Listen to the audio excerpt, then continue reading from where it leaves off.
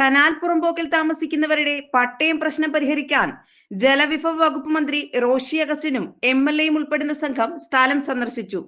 ചാലിയക്കര, ഉപ്പുകുഴി, ഉദയഗിരി, ഇടമൺ, ഉറുകുന്നു എന്നിവിടങ്ങളിലാണ് മന്ത്രി സന്ദർശനം നടത്തിയത്. PS സുപാൽ MLA മുൻകൈയെടുത്ത് കഴിഞ്ഞ ഡിസംബറിൽ റവന്യൂ ഇറിഗേഷൻ വകുപ്പ് തല ചർച്ചയിൽ പട്ടയ പ്രശ്നം പരിഹരിക്കാൻ ആലോചന നടന്നിരുന്നു. കനാലിന്റെ സംരക്ഷണത്തിന് ആവശ്യമായി വരുന്ന ഭൂമി എത്രയെന്ന് നിശ്ചയിച്ചിട്ടുണ്ടെന്ന് KP എക്സിക്യൂട്ടീവ് എഞ്ചിനീയർ, കൊല്ലം ജില്ലാ കളക്ടർ എന്നിവർ അറിയിച്ചു. ഈ ഭൂമിക്ക് പുറത്ത് വീട് വെച്ച് താമസിക്കുന്നവർക്കും ഭൂമിയില്ലാത്ത കൃഷിഭൂമി കൈവശം വച്ചിരിക്കുന്നവർക്കും പട്ടയം നൽകുന്നതിനും നിർദ്ദിഷ്ട ഭൂപരിധിക്കുള്ളിൽ വീട് വെച്ച് താമസിക്കുന്നവർക്ക് ഇവരുടെ വീട് നിലനിർത്തിക്കൊണ്ട് തന്നെ KEPയുടെ മറ്റു ഭൂമിയിൽ പട്ടയം നൽകുന്നതിനും തീരുമാനമായി. പട്ടയം നൽകേണ്ടവരുടെ വിശദമായ കണക്കെടുപ്പ് പ്രവർത്തനങ്ങളും പൂർത്തീകരിച്ചു.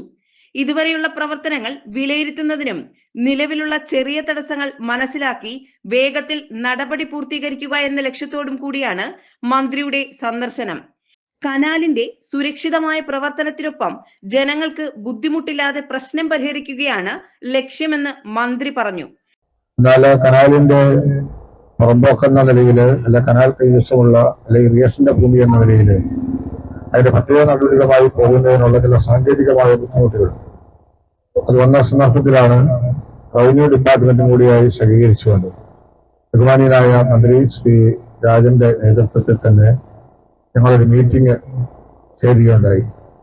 അതിൽ പ്രിയപ്പെട്ട ശ്രീ KV ഗണേഷ് കുമാറും അടൂരിന്റെ MLAയും ഡെപ്യൂട്ടി സ്പീക്കറുമായ ശ്രീ ചിറ്റയം ഗോകുമാർ ഉൾപ്പെടെ പങ്കെടുത്തു.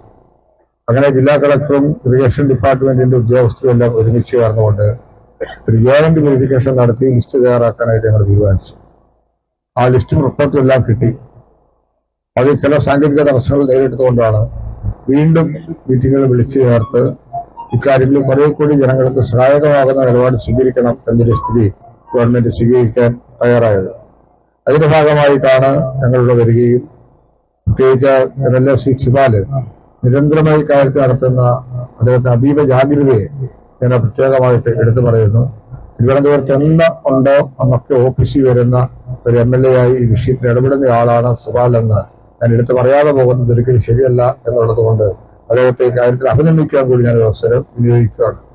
ശ്രീ KV ഗണേഷ് കുമാർ അദ്ദേഹത്തിന്റെ കോൺസ്റ്റിറ്റ്യുൻസി കൂടിയാണ് ഞങ്ങൾ വന്നത്. ഇതിന്റെ യഥാർത്ഥ ചിത്രമൊക്കെ തന്നെ ഞങ്ങൾക്ക് ബോധ്യപ്പെട്ടു.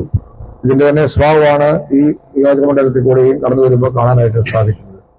അതെങ്കിലും കനാലിന് ബുദ്ധിമുട്ടുണ്ടാകാതെയും എന്നാൽ ജനജീവിതത്തിന് ബുദ്ധിമുട്ടുണ്ടാകാത്ത വിധത്തിലും ജനങ്ങളെ സഹായിക്കാൻ കഴിയത്തക്ക വിധത്തിൽ ഒരു നിലപാട് സ്വീകരിക്കണം. അതിന് സാധ്യമായ എല്ലാ കാര്യങ്ങളും ചെയ്യണം എന്നാണ് ആഗ്രഹിക്കുന്നത്.